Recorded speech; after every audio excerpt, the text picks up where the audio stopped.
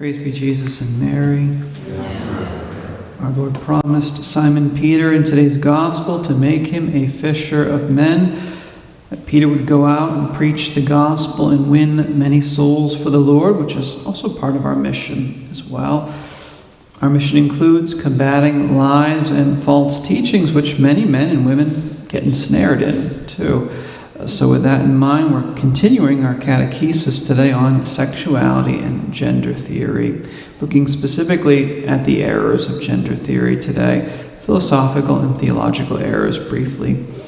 Gender theory is an ideology. It's kind of like a philosophical Medusa. You know the image of Medusa from Greek mythology, right? It's the feminine head, so it comes from feminism. And it's a head with many venomous snakes as well. Among the philosophical snakes or errors that you'll find in gender theory are atheism and nihilism. One follows the other like night and day. They go together perfectly. Atheism, nihilism. There's also existentialism and postmodernism. I think of those as Cinderella's two wicked stepsisters. Other philosophical errors include radical subjectivism, intersectionalism, Gnostic dualism, because at the heart of it, in many ways, gender theory is just a redressing of Gnosticism, believe it or not. There's also relativism, nominalism, voluntarism, Marxism, idealism, utilitarianism, hedonism. Those are just the snakes that I could count on the head of the Medusa. All these philosophies, all these worldviews are false in various ways. They're all mixed together in the gender cauldron. So if you're drinking from this cauldron, if you're buying into gender theory, you're spiritually drinking poison, really. Pope Benedict XVI, in a 2011 address called Gender Theory, an anthropology opposed to faith and to right reason, he said it's both theologically, according to faith, and philosophically, according to right reason, it's false. It's a lie. And we know who the father of lies is. And don't think that Pope Francis has been soft on this one, actually. He's spoken very critically of gender theory in his exhortations, in his audiences as well. As Catholics, we believe what it says in Genesis 1:27. We believe that God created us male and female. Gender ideology denies creation and the Creator. We affirm both. The Vatican II document Gaudium et Spes puts it well at number 36 when it says, quote, "When God is forgotten, the creature itself grows unintelligible," unquote. Gender theory denies God, put him on the back shelf, or just throw him out the pantry, if you want to think of it that way, and humanity disappears with him. We become unintelligible. We essentially fade away. Just like in the movie Back to the Future, how the figure of Marty McFly and his family photo begins to fade away when it seems like his parents will never marry. Gender theory does that in its own way. It cancels everyone's identity. It erases really who we are. We say that the society does not assign sex at birth. No, the doctors and the nurses or the midwife, the parents, and those who are in tune with reality declare what the baby's sex is by looking at the baby and identifying it. It's a boy or it's a girl. There's a givenness to reality that needs to be affirmed and embraced and accepted if you want to live in reality. Gender ideology says that reality is just constructed by society and culture. We deny that. We say reality exists objectively, outside of my own subjective thinking and feeling. We say that an egg is an egg, a dog is a dog, a person's a person, a man is a man, a woman is a woman, man is female, man is male, woman is female. Individual created beings have essences, and we can know what those essences are. So I don't stand on the sidewalk and see a bus coming down the street and say to myself, society says that's a bus, but that's just a social construct. To me, it's just a big moving banana. Bananas don't hurt anyone, right? So I confidently walk out in the middle of the street right in front of the moving banana. No, that really is a bus. I know it, you know it. If you don't know it, you'll find out when it runs over you. Right? Reality is inescapable.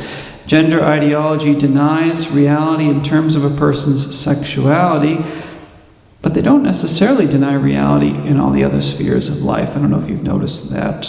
It's because sex and pleasure are the two principal gods of this movement, and they want to have complete control over their gods, which is actually impossible. John de Silva Finley, in his book on sexual identity, writes that in our culture, quote, a woman is to be celebrated, but no one knows what a woman is.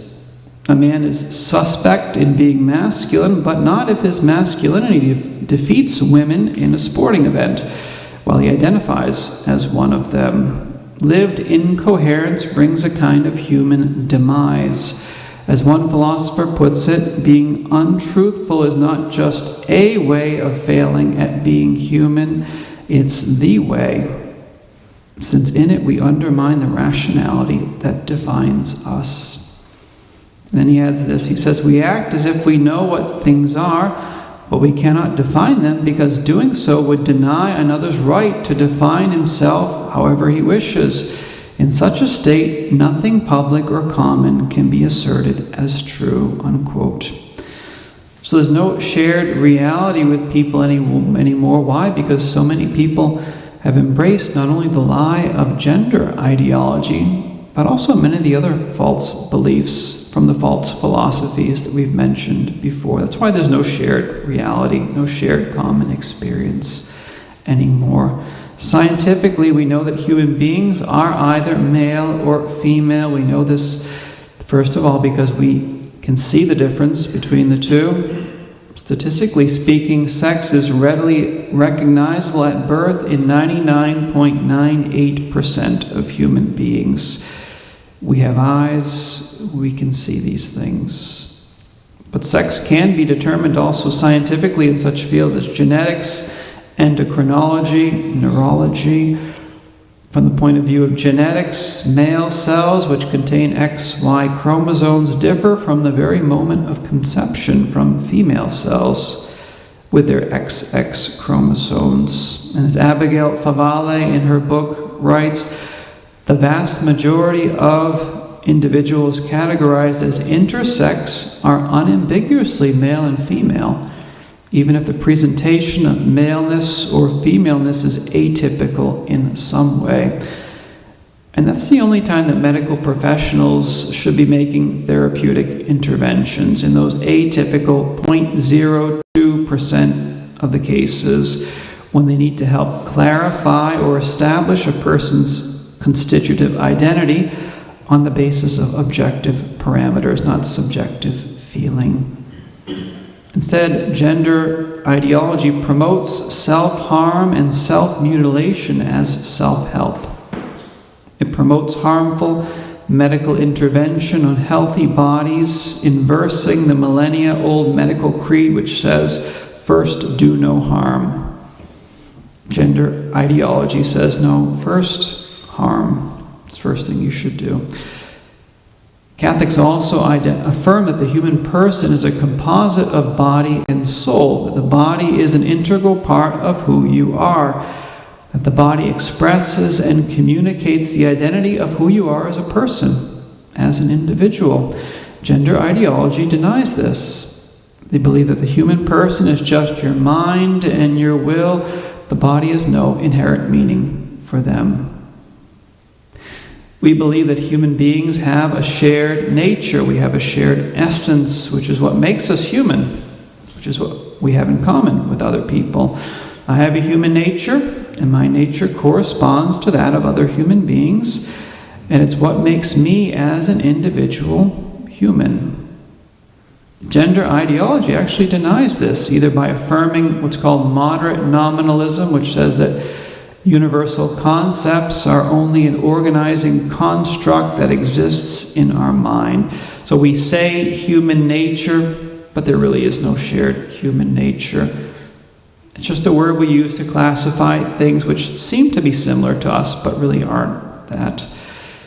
Gender ideology affirms that, or they affirm what's called radical nominalism, which says that reality is utterly individual.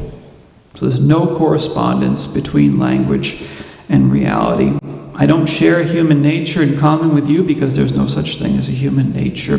We're just individuals. Reality is just purely subjective. Gender ideology says that language is just a power play, as we mentioned in a previous reflection, that the words we use don't correspond to truth, but they're just our way of exercising control and power over others. Actually, believe them when they say that, because that's what they're doing to you. Exercising control and power over you through manipulation of words, pronouns, legislation. As Catholics, we affirm that truth exists and that you can actually know it, that truth is that which corresponds to reality, that our words and concepts do correspond to how reality really is. We affirm that God is truth, that Jesus Christ is himself the truth with a capital T. Gender ideology denies that truth exists, or that they deny at least the knowability of the truth. They say that, but they don't really believe that, actually. Otherwise, they wouldn't be imposing and forcing their understanding of reality and of truth upon everyone else, which is what they're doing. Gender ideology believes men and women are interchangeable, that their biological differences must be overcome or ignored or suppressed or destroyed or canceled. They rebel against nature. They refuse to acknowledge it, refuse to submit to it, refuse to live by it. Nature itself is oppressive for them because it limits their desire for freedom without boundaries. We affirm our human nature, we accept and embrace it, we see it as a gift from God, a gift of which we have to be good stewards. We understand that our human nature is fallen through sin. It's only through grace and through our cooperation with grace that human nature is restored to wholeness. Gender ideology denies the reality of sin as an offense against God, and they believe that wholeness can come only through technical manipulation of matter. And even their concept of wholeness is totally alien to ours. Wholeness for them is unfettered freedom, total control, all rights, no responsibilities. We believe that we find our completeness and our wholeness in embracing God's revelation and in relationship to Him and to others. Men and women are literally made for each other. We knew that before intellectuals told us differently. Men and women are created and they're called to participate in creation through procreation, through the family, which is an ever so small symbol of the life and the love and the fecundity of the Blessed Trinity. Men and women are made for each other, and we are made for God. We're created to be open to others and open to our Creator as well. Life is sacred, the human person is sacred, and their sexuality is sacred as well. Just as a human person is not meant to be profaned and manipulated and violated and instrumentalized for sexual gratification, so too your sexuality is not meant to be profaned, manipulated, violated, instrumentalized. The gender/LGBTQ movement is all about profaning what God has created and has said is sacred, so it must be opposed for that. As for those who do transition or attempt to transition from one sex to another, I think we know that they aren't to be condemned. At least we should know that, right? We need to pray for them. Ask the Lord to give us wisdom in our dealings with them too. A lot of times they're very broken people. They're the unfortunate victims, essentially the unfortunate victims of sacrifice offered up on this new altar of Baal nowadays. Father Carlo Carafa, first president of the John Paul II Institute for studies on marriage and the family, wrote in 1984 to Sister Lucia, one of the visionaries of Fatima. He wrote asking for prayers for his institute, for the institute that was started. Sister Lucia wrote back to him in her letter. She said this, she said, "Father, a time will come when the decisive battle between the kingdom of Christ and Satan will be over marriage and the family. And those who will work for the good of the family will experience persecution and tribulation. But do not be afraid, because Our Lady has already crushed his head," she wrote. So in saying no to gender ideology, we're fighting for the kingdom of Christ. It's a fight worth fighting for. The results are in our Lord's hands. Let's ask Our Lady to guide and to protect us in this all-important fight. Praise be Jesus and Mary, now and forever.